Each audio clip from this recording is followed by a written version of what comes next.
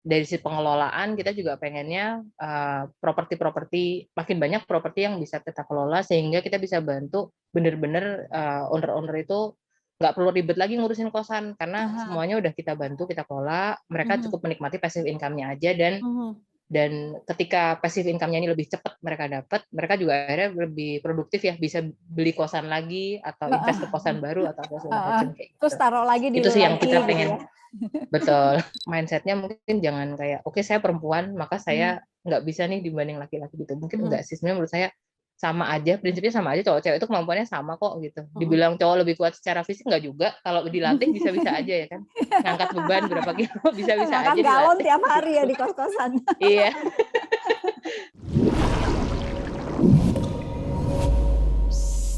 Yuk kita bersuara.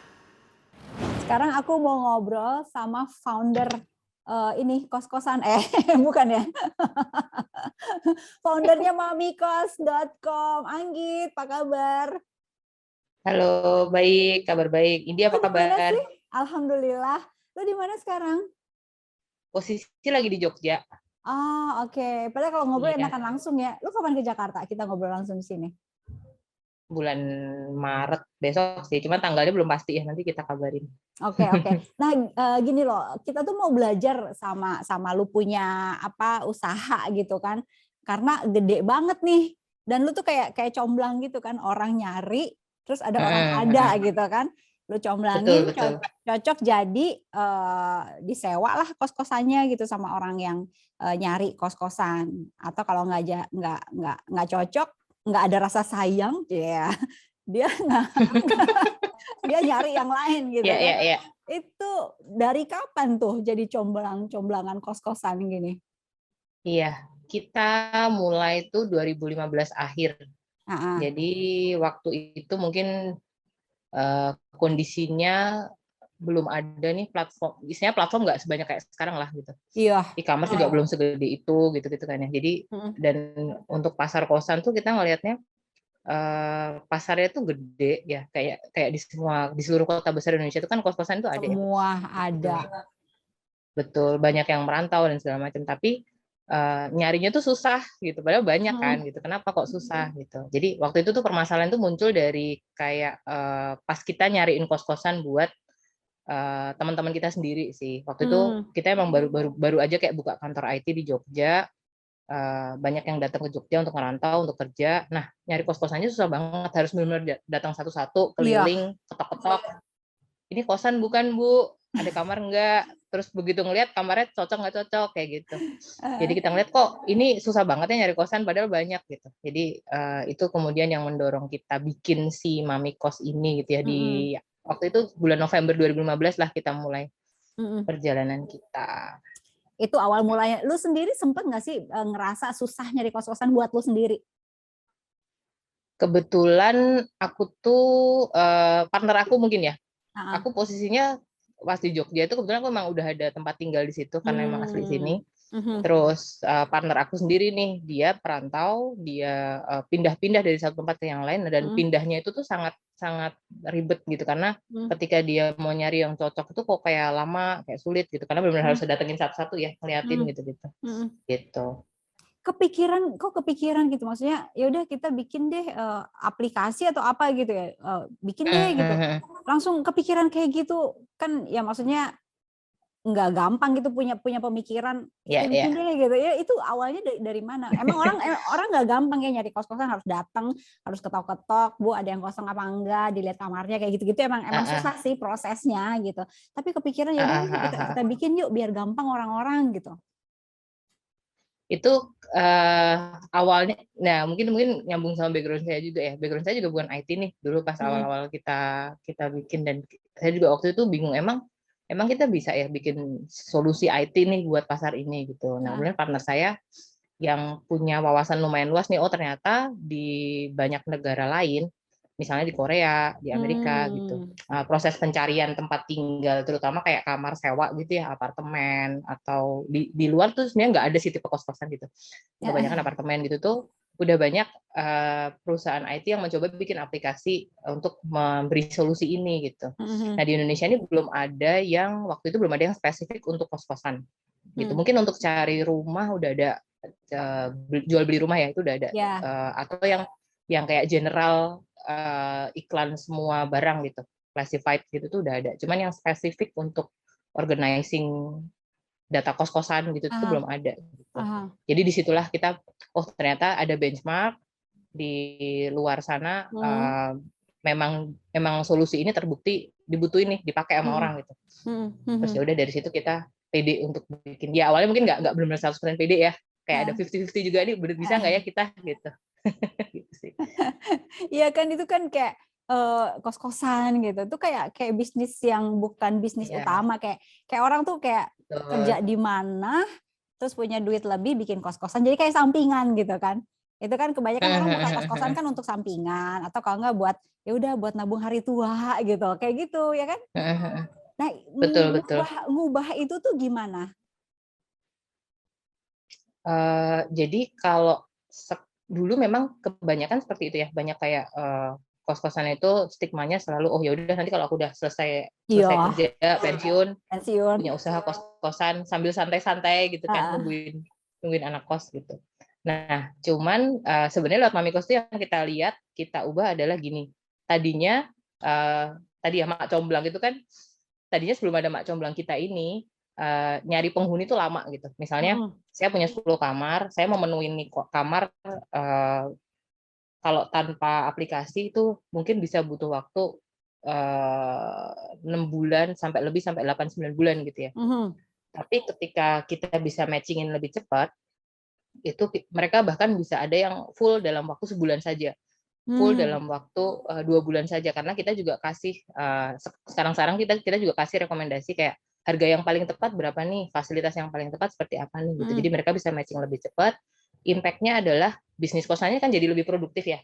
Yang tadinya mungkin perspektifnya adalah ya udah kosan tuh dapat ya udah, nggak dapat ya udah gitu. Karena ini udah investasi properti, yang penting saya dapat keuntungan dari nantinya kalau propertinya terjual atau gimana gitu ya. Cuman dengan adanya teknologi ini, teknologi matching ini jadi lebih produktif sehingga income-nya juga ekspektasi income-nya juga akhirnya lebih tinggi gitu. Nah, itu yang bikin kemudian bisnis kosan yang tadinya memang dianggap sebagai benar-benar tadi ya untuk retirement pensiun, aja. Jadi sekarang banyak yang melirik, memang tetap sebagai side business sih, tetap sebagai side business, tapi nggak harus nunggu sampai pensiun kok gitu.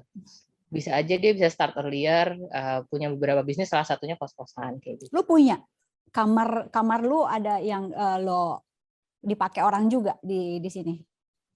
Kalau saya miliki sendiri belum nih. Atau belum, founder yang lain? Founder yang lain ada sih, cuman maksudnya kita sih pengennya fokus ke building the platform Comblang dulu aja. Gitu.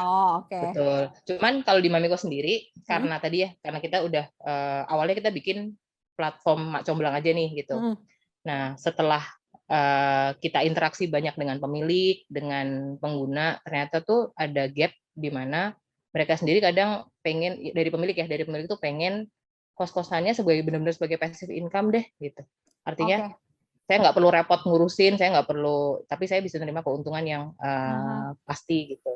Sedangkan dari sisi pengguna juga ini gimana ya pengelolaannya kok nggak standar, maintenance-nya nggak bagus, apa segala macam. Nah, jadi di Mamiko sendiri kita sekarang punya layanan pengelolaan gitu. Jadi istilahnya pemilik kos bisa titip ke kita kos-kosannya, kita kelolain, nanti secara pasif kita kasih kayak laporan keuangan sama keuntungan tiap bulan. Itu kan gitu. Repot banget tuh kalau namanya anak kos nunggak bayaran. Betul. Ya kan? Ya itu masih ada. Masih ada.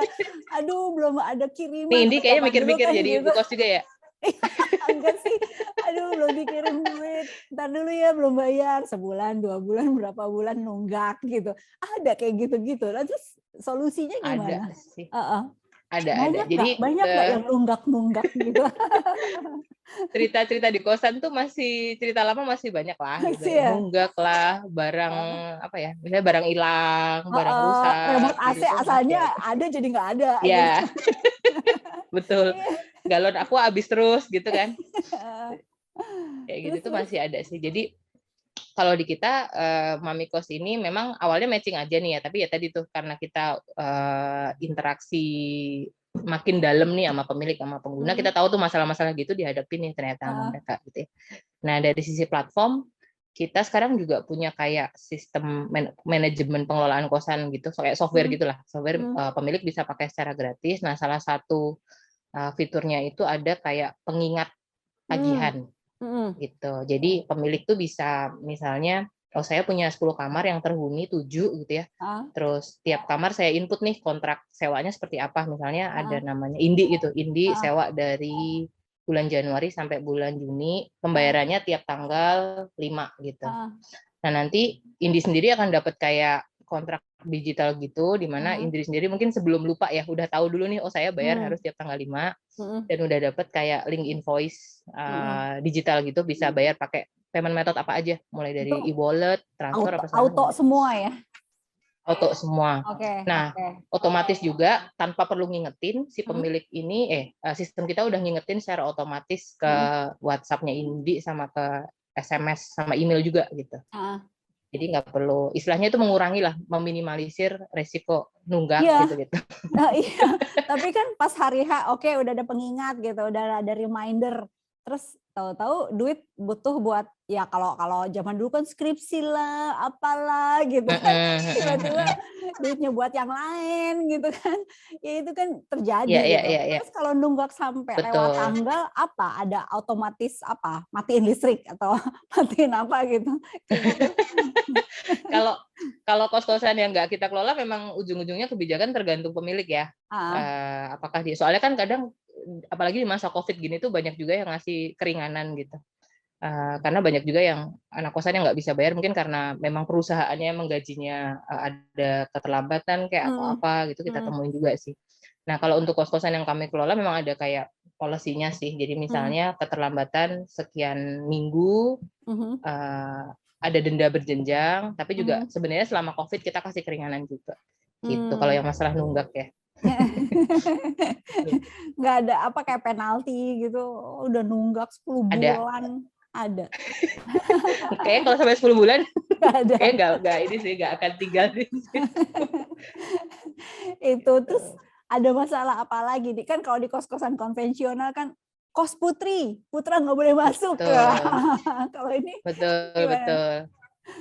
Kalau yang lain itu kita bantu, kalau dari pengelolaan ya, di Heeh, pengelolaan itu kos-kosan yang kita kelola, itu juga kita bantu kelola dari sisi komplainnya sebenarnya. Nah, itu mhm, kan salah satu komplain ya. Komplainnya tuh baik bisa datang dari owner maupun dari tenant sendiri gitu ya. Nah, jadi kami mhm, punya tim yang tugasnya kayak menstandarisasi pelayanan dari penjaga sampai fasilitas gitu-gitu. mhm, Kita pastikan memang sesuai dengan standar, jadi minim komplain gitu. Karena kadang-kadang pemilik itu pun masih bingung nih sebenarnya, misalnya nih kayak kayak sekarang kan kebutuhannya eh, sekolah maupun kuliah maupun kantor itu mulai banyak yang menerapkan hybrid ya. Jadi orang mhm, lebih mungkin 50-50 akan beraktivitas di kosan iya, di kantor mhm, iya, mhm. sehingga Atau di kampung halaman kosan butuh, masing-masing ya? betul. Heeh. Nah, sehingga kalau misalnya dia hybrid gini kan di kosan dia akan butuh fasilitas yang lebih bagus ya. Oh, oke, heeh, WiFi-nya standarnya berapa sih? ya, Terus kemudian kayak eh, kamarnya tuh sebenarnya yang ideal tuh luasnya berapa, fasilitasnya harus ada apa aja kayak mhm, gitu. mhm, Nah, itu mhm. hal yang kita bantu juga ke pemilik kosan gitu sih. Mhm, mhm. Sekarang udah ada berapa berapa sih jumlah pemilik kos yang nitipin kamarnya ke lu, dan udah ada berapa Hmm, yang apa user kosnya sendiri gitu? Udah berapa sih yang ya udah ya, pakai jasa kalian? oke oke. Kalau kalau platformnya Mamiko sendiri itu Mhm. kita ada 150.000 pemilik kosan ya. Rata-rata Pemilik satu pemilik kosan. satu rumah kos, satu Oh, bangunan kos gitu. oke.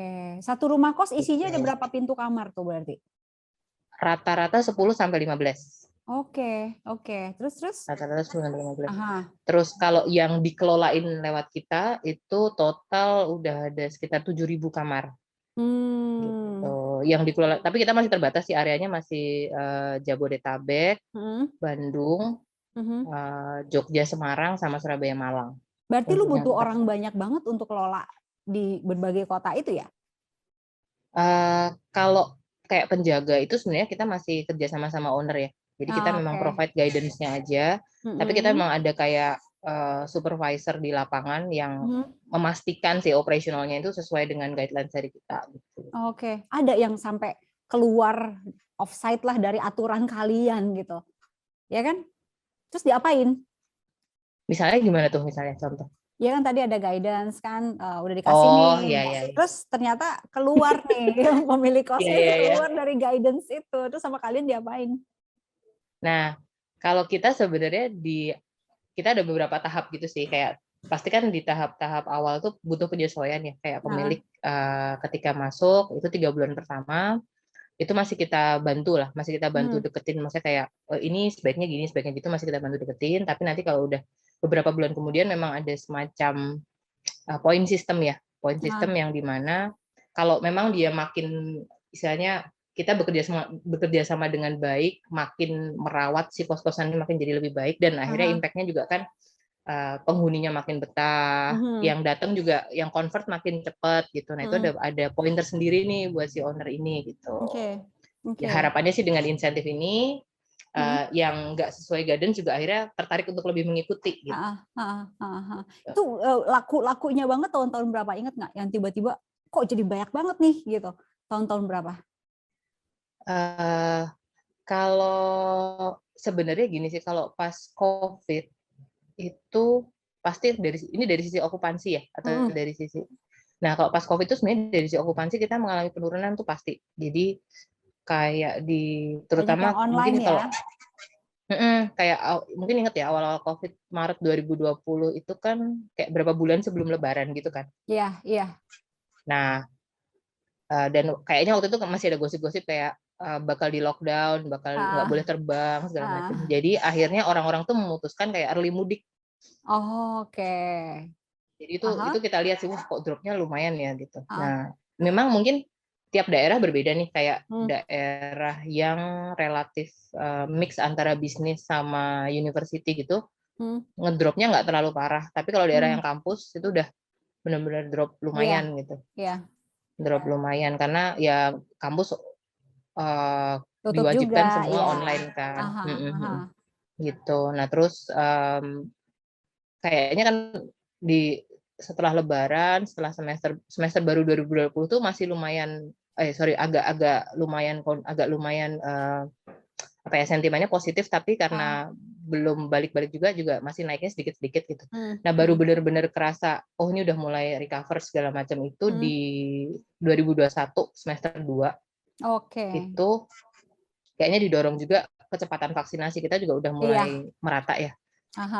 Terus juga waktu itu udah mulai ada kabar kayak beberapa kampus mau trial hybrid segala macam. Jadi mulai balik nih gitu. Kalau yang kita temukan sih sebenarnya lucu sih, kayak misalnya anak-anak kampus tuh memang awalnya oke, kita semua pulang gitu ya. Tapi akhirnya balik-balik juga karena di rumah mungkin nggak terlalu kondusif sebenarnya untuk belajar online gitu.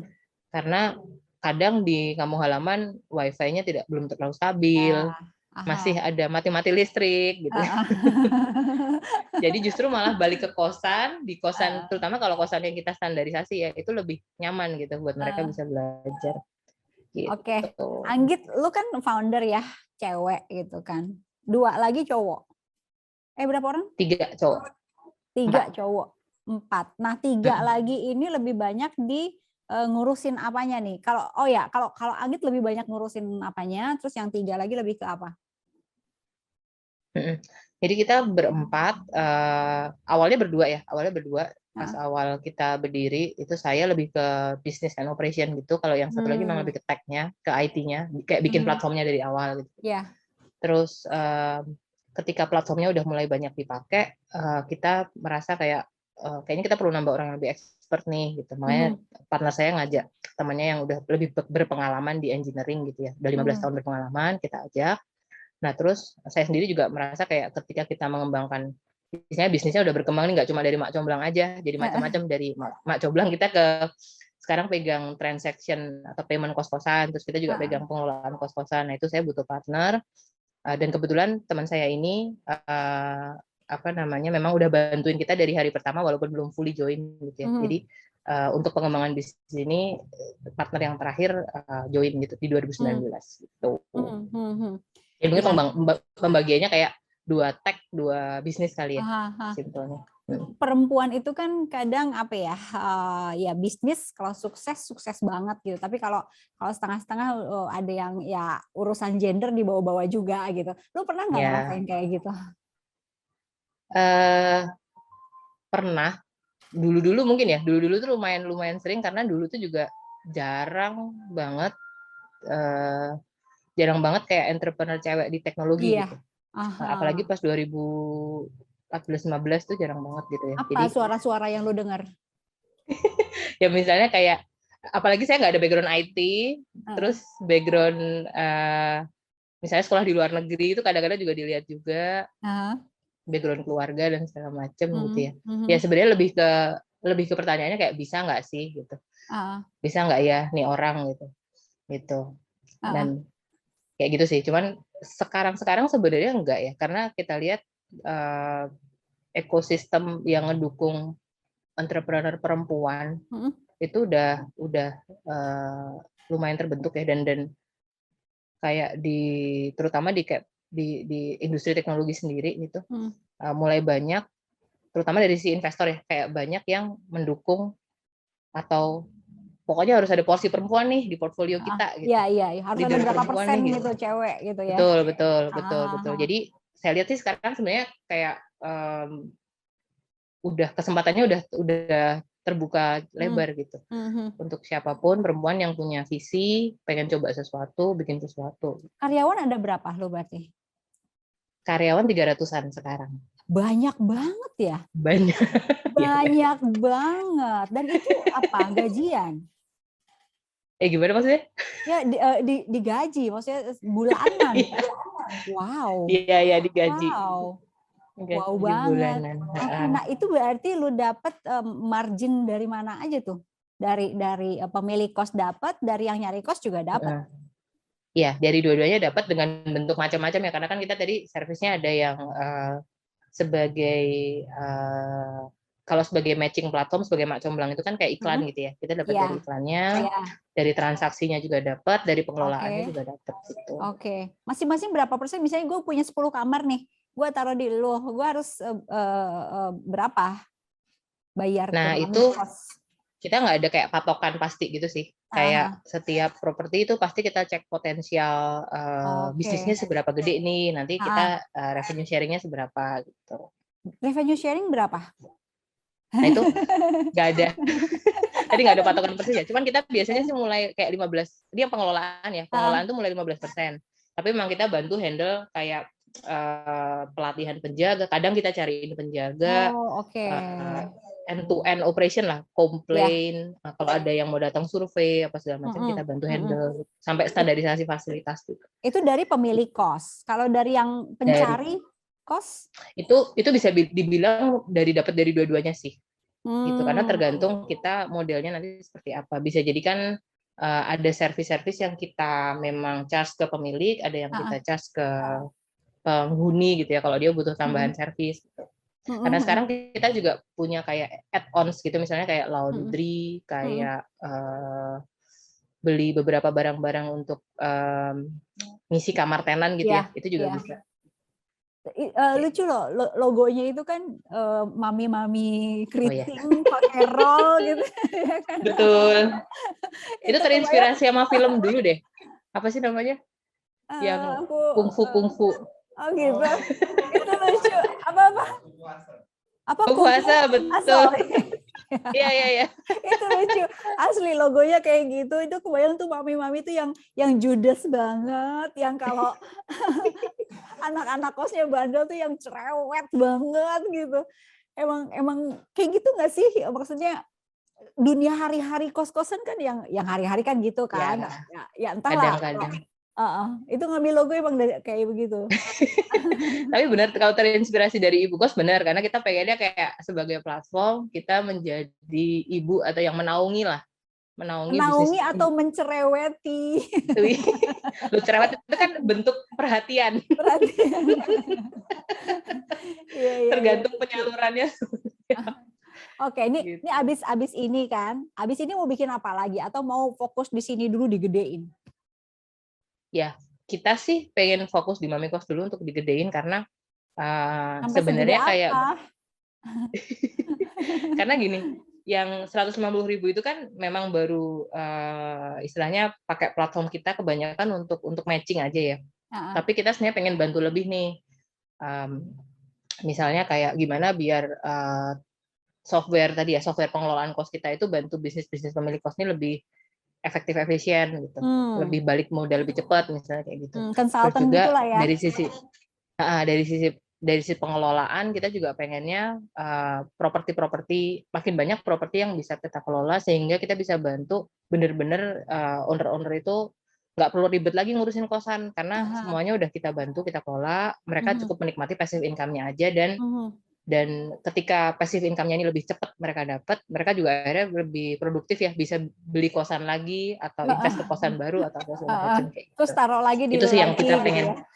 Betul. Betul Berarti banget. mau ngegedein ini dulu gitu ya, belum kepikiran Ya. bikin platform apa yang lain lagi gitu ya. Gitu. Kalaupun ada yang baru pasti antara pemilik penghuni lah. Misalnya kayak gimana kita menambah layanan ke penghuni nih gitu. Kayak misalnya tadi ya laundry lah, mungkin catering segala macam kayak gitu sih. Iya. Sekitaran penghuni dan pemilik. Berarti lu sibuk ngurusin ini. Ada waktu nggak buat keluarga?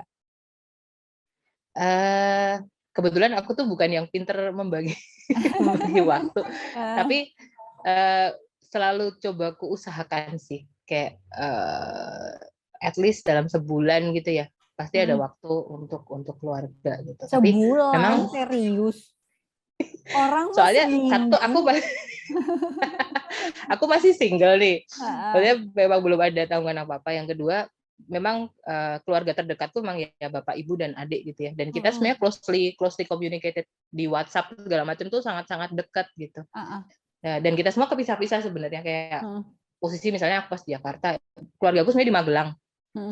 Terus adikku kadang di Jogja, kadang di mana gitu. Nah kita kepisah-pisah, cuman walaupun kita nggak ketemu, ya untungnya ada teknologi kali ya. Jadi kita nggak benar-benar harus ketemuan terus gitu. Jadi kita emang udah deket di online, jadi ya udah. Tapi memang aku coba usahain sih kayak misalnya sebulan sekali ada kita ngapain bareng, makan bareng, something gitu. Oke. Kamu punya nggak kayak saran-saran buat anak-anak muda bikin bisnis gitu kan? Ada yang takut-takut mulai dari mana, bikin apa? Aduh si ini udah, terus kita idenya apa lagi nih gitu? Ada nggak tips-tips buat anak-anak muda? Mungkin tipsnya adalah paling bagus tuh bisnis di hal yang memang kita kuasain ya. Gitu. Yang kita tahu benar, yang kita kuasain gitu. Dan kita memang tertarik untuk mengeksplor nih tentang hal itu. Jadi kalau misalnya ngerasa kayak aku pengen bisnis A tapi belum merasa terlalu menguasai, nah itu sebenarnya tetap bisa belajar dulu, eksplor dulu gitu. Jangan mungkin yang penting mindsetnya dulu kali ya, kayak jangan takut dulu, jangan ngerasa kecil dulu gitu. Karena apalagi sekarang di internet era ini kayak semua hal itu udah ada di internet sih. Kita bisa belajar apapun ya. Mau belajar how to masak sesuatu, how to create apa, itu sangat bisa. Dan apalagi kalau teknologi itu belajar teknologi asal kita mau ya, kita bisa belajar dari mana aja sebenarnya, nggak harus kuliah IT. Banyak sekali kayak entah sekolah atau konten-konten belajar coding gitu, itu tuh banyak banget di internet gitu. Jadi asal kita secara mindset ada kemauan dulu nih untuk saya bisa, saya mau, ya saya berusaha gitu. Itu menurut saya bisa. Apalagi kalau ngomongin perempuan mungkin ya. Ngomongin perempuan juga mindsetnya mungkin jangan kayak oke saya perempuan maka saya nggak bisa nih dibanding laki-laki gitu. Mungkin enggak sih, sebenarnya menurut saya sama aja, prinsipnya sama aja, cowok cewek itu kemampuannya sama kok gitu. Dibilang cowok lebih kuat secara fisik nggak juga, kalau dilatih bisa-bisa aja ya kan. Ngangkat beban berapa kilo bisa-bisa aja dilatih. Galon tiap hari ya di kos-kosan. Iya. Sekarang kayak kalau kita ngelihat di dunia sekarang kan banyak tokoh-tokoh yang sebenarnya oke kalau ngomongin kuat nih gitu. Kan banyak juga tokoh wanita yang physically kuat gitu. Jadi nggak ada batasan kok untuk cowok dan cewek untuk ngelakuin sesuatu. Oke. Gitu. Berarti jangan takut-takut ya. Terus udah gitu mulai dari yang dikuasai, mulai dari yang disukai atau diminati gitu ya. Terus udah gitu apalagi cewek cowok sama gitu. sama, dan semua hal tuh sebenarnya bisa dipelajari gitu. Kalau kayak ngerasa belum pede, oh saya belum menguasai hal itu sih gitu. Kalau belum pede, nggak punya modal, nah ini penting. Nah, akses permodalan itu juga sangat luas ya sekarang sebenarnya gitu. Itu satu, itu yang kedua sebenarnya mungkin bisa dilihat lagi sih, apakah benar-benar perlu modal atau enggak sih gitu. Lu Karena dulu modal berapa? kadang dulu saya modal, dulu kita malah nggak modal karena kita berdua ya udah kita ngelakuin apa yang kita bisa gitu. Jadi kayak 2 bulan pertama itu beneran cuma kita berdua, satu orang sih, kita hire satu orang memang, dan itu dari tabungan kita juga gitu. Dia bantu bikin aplikasinya, tapi dulu yang keliling ngumpulin kosan ya saya sendiri. Jadi Mami Kos itu dulu kan awalnya kita juga kayak ragu ya, ini bisa nggak ya dipakai sama pemilik gitu. Kita juga bingung nih kalau pemilik akan pakai kalau ada penggunanya. Pengguna juga kalau akan pakai kalau ada data kosannya. Yang mana dulu nih, ini kan kayak ayam dan telur gitu ya. Terus tapi kita coba lihat dari perspektif berbeda gitu. Ini kayaknya bukan ayam dan telur deh. Kita coba ngelihat gula dan semut deh gitu. Semut akan datang kalau ada gulanya apa nih, yang mana dulu nih gitu. Kita waktu itu menentukan ya udah data kosan deh. Data kosan tuh maksudnya kalau ada data kosan yang komplit, yang kualitasnya bagus, lengkap dan segala macam, itu pasti orang juga akan datang gitu. Ya udah waktu itu kita misinya adalah bikin aplikasinya, ya saya bikin infrastrukturnya, datanya kita kumpulin sendiri, kita benar-benar keliling. Kayak saya sama partner saya benar-benar keliling ke satu-satu, Pak kosannya saya listing ya Pak, saya foto ya gitu. Ya udah saya masukin gitu. Kita waktu itu ngumpulin cuma kayak 100 kosan lah di Jogja ya. Gitu, dan ternyata pas kita rilis ke aplikasinya ke Play Store lumayan nih responnya gitu, pendownloadnya, pencarinya di sini banyak, dan mereka sudah mencari tapi mereka nggak pernah nemu aplikasi yang ngelisting ini, dan ternyata pas kita rilis langsung rame gitu. Oke. Gitu. Terus itu sih kan bisnis yang awalnya nggak pakai modal gitu. Iya. Itu kan contoh aja ya. Jadi bisa jadi mungkin untuk memulai mendapatkan kayak traction awal tuh bisa jadi memang apa yang kita bisa lakukan semaksimal mungkin itu bisa jadi cukup gitu. Nggak perlu benar modal gede-gede banget. Gitu. Oke. Seru Git, sukses ya. Thank buat you Indi. mamikos.com dan juga buat teman-teman yang 3 lagi. Nanti kalau udah jadi ibu kos kabar-kabarin. Iya. Gua bikin kamar dulu dah. Oke, Git, thank you ya. Sukses selalu dah.